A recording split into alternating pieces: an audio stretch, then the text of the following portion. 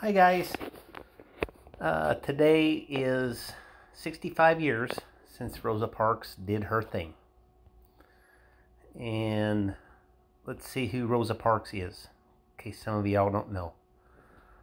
Rosa Parks was a civil rights activist who refused to surrender her seat to a white passenger on a segregated bus in Montgomery, Alabama.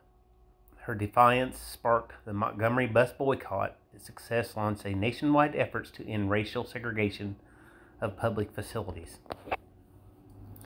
In most of the stories you'll hear about her, basically says she was a seamstress, and she was just tired that day, and that was her wit's end, and that's how that all started. That's not true. It'll go on here, and I'll post a link to this if you want to read it. I'm just gonna give my take on who I understand Rosa Parks to be. Rosa Parks was a civil rights activist. She was a member of the ACLU. I believe, if I remember right, she was a secretary, but she had been fighting for racial inequalities that she had experienced in her lifetime, all of her life, things that she had experienced every day. And I kind of think that's what she was probably tired of. And I think the ACLU chose her because she was someone that could win. The vision of the tired, hardworking seamstress was a narrative that they pushed, and that's what we have to do. We have to gain public perception.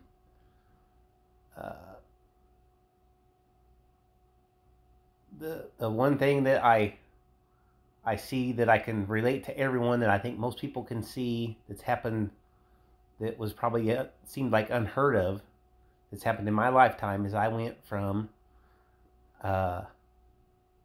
watching marijuana, and I know this has nothing to do with civil rights, but it has everything to do with change and how to go about getting it.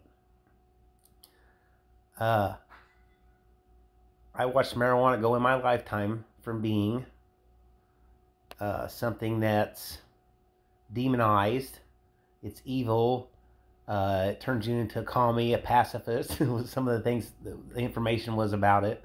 It's a gateway drug. It's bad. It's addicting.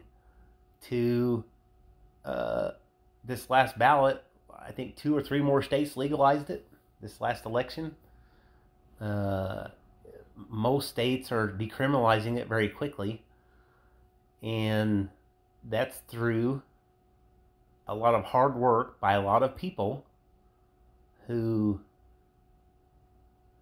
saw an industry, which is the prison industry, exploiting people for smoking weed.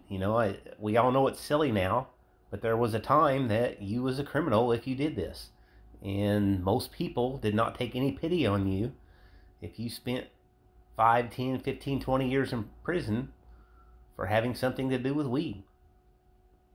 And now most people see it as, who cares? If you don't want to use it, oh well, it doesn't bother me if the next person uses it. Why do I care?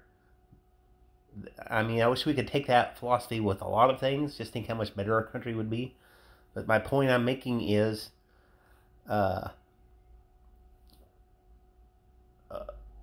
public perception. We have to win people's minds and hearts. That's the way we make change. The government is not going to change. The government would have never made weed legal. What made legal was people reforming the government, people reforming society and its views, and that takes work and effort on all different kinds of levels. So anyway, I don't want to discount or take away from the Rosa Parks things. I hope y'all read this. This is a really great article, and take the time to reflect on the sacrifices these people made for the I want to say advancements, for the progress we have made today on racial inequalities in America. We have a long way to go. We all know that, but we have made some progress. Let's maybe this is a good day to reflect on that for a minute and pat ourselves on the back before we dig in to continue the fight. And with that, just wanted to make a short little video, and love to hear everyone's comments and opinions on this. Lots of love. Bye. Please like and subscribe if you haven't already.